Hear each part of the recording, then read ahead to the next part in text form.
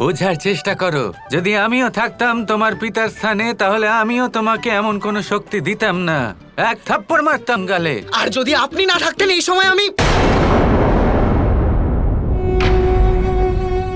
আমার মায়ের সাথে থাকতাম, যাকে দেখার জন্য আমি উন্মুখ হয়ে আছি।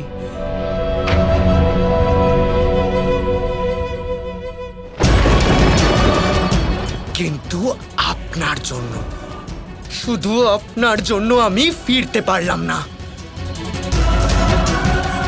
আমি এখনো বলছি, ফিরে যান, চলে যান এখান থেকে। আমাকে নিজের শক্তির পরিচয় দিতে বাধ্য করবেন না।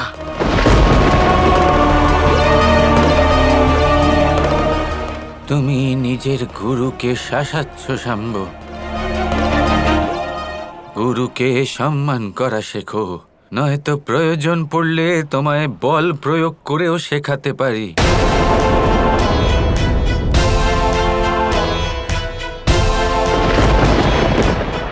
এবার নিজের ক্রোধ নিয়ন্ত্রণ করো আর চুপচাপ কক্ষে পৌঁছে যাও।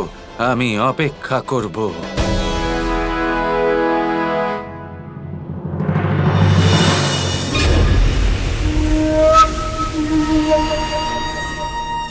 আসবো,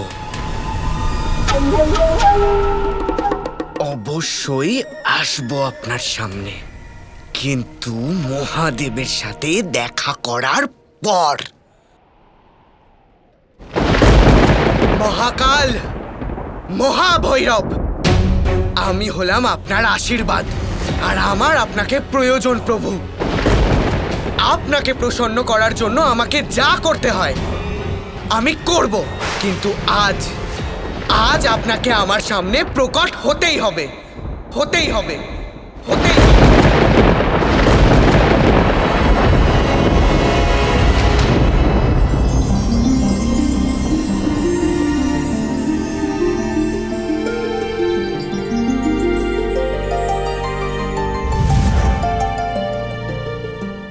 এসো গৌরী, এই দেখো তোমার প্রিয় পারিজাতের মালা। অসাধারণ। মনে হচ্ছে যে আজ মহাদেব সৌম্য রূপে আছেন, রৌদ্র রূপে নয়।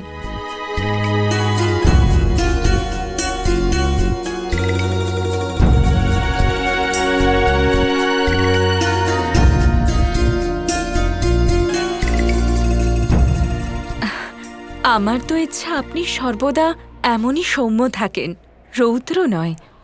আজ আমি রৌদ্র তপ করব আপনার জন্য। নিজের অন্তরের আগুনের দ্বারা নিজের শরীরকে জ্বালিয়ে দেব। আমার সিদ্ধান্ত হলো আমার জীবনের থেকেও বড়। তাই জন্যে আজ হয় সেটা পূরণ হবে, আর না হয় আমার মৃত্যু হবে, মৃত্যু হবে, মৃত্যু হবে, মৃত্যু হবে।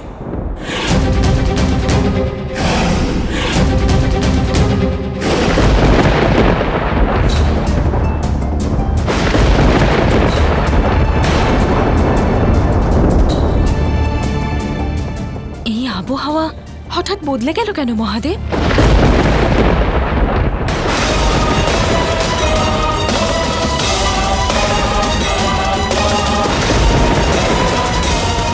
ওম ভৈরবায় নমঃ। ওম কাল ভৈরবায় নমঃ।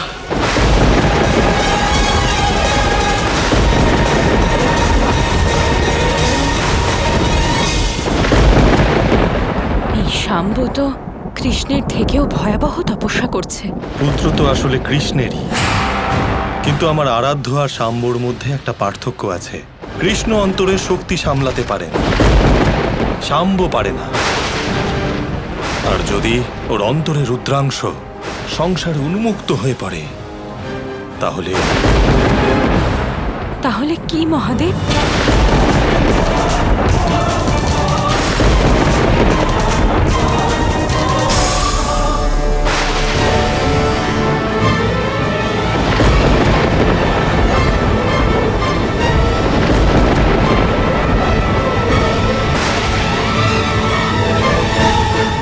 অর্থাৎ বিনাশ, মহাদেব।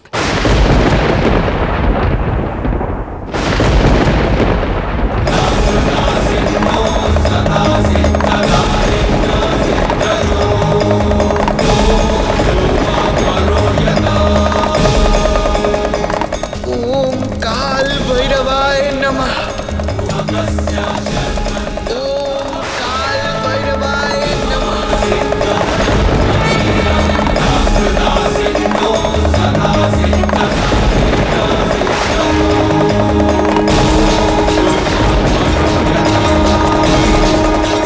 কৃষ্ণ, এটা কি হচ্ছে?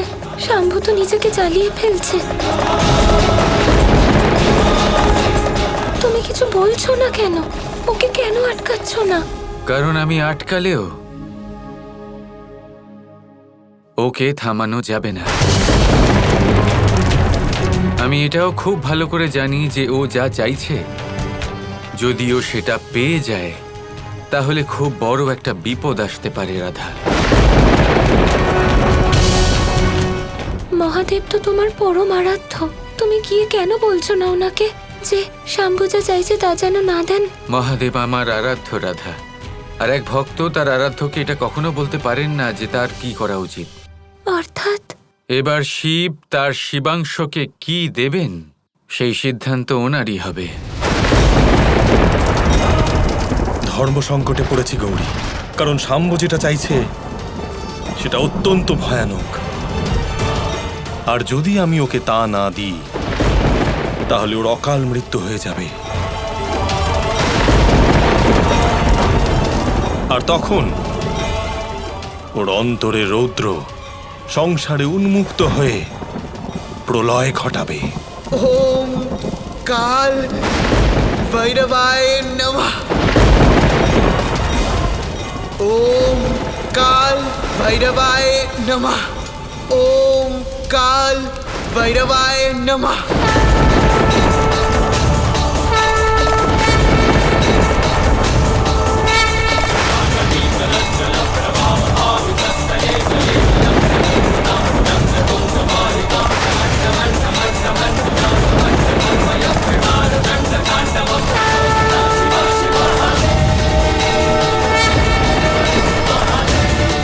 চোখ খোলো শাম্ব।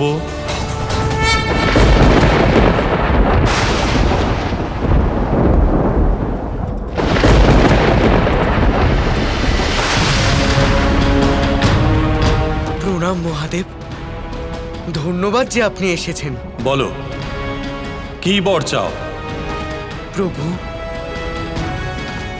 আমি আপনার আশীর্বাদে জন্মেছি, আপনার নামেই আমার নামকরণ হয়েছে, কিন্তু সেই নামের কোনো সম্মান নেই প্রভু। সবাই আমার তুলনা কৃষ্ণের সাথে করেন, কিন্তু আমি তো আপনার আশীর্বাদ। তাহলে কৃষ্ণের থেকে বেশি শক্তিশালী হওয়া তো আমার অধিকার না প্রভু।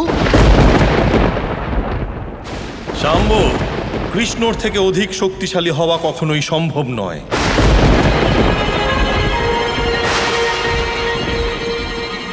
মহাদেব, এটা আপনি বলছেন, যিনি চাইলে এক মুহূর্তে এই ব্রহ্মাণ্ডকে শেষ করতে পারেন। যদি আমাকে জেনে থাকো তাহলে কৃষ্ণকে কেন চিনতে পারছো না? কৃষ্ণের গুরুত্ব বোঝার চেষ্টা করো শাম্ব, আর নিজের জেদ ত্যাগ করো। এ আমি ত্যাগ করব না প্রভু। কৃষ্ণের চেয়ে অধিক না হোক, কিন্তু কৃষ্ণের মতো সমান শক্তিশালী আমায় করে তুলুন। এমন কোনো অস্ত্র দিন যার দ্বারা আমি সুদর্শন চক্রের সম্মুখীন হতে পারি। এত বড় শক্তি সামলানোর মতো যোগ্যতা তুমি এখনো অর্জন করনি শাম্ব। যদি তুমি কৃষ্ণর মতো হতে চাও তাহলে শক্তি নয়, তা ভক্তি দ্বারা সম্ভব। তপস্যা নয়, কর্ম দ্বারা হতে পারবে। কর্ম করব প্রভু, কিন্তু এই মুহূর্তে আমার শক্তির প্রয়োজন প্রভু। Krishna Krishna Krishna Krishna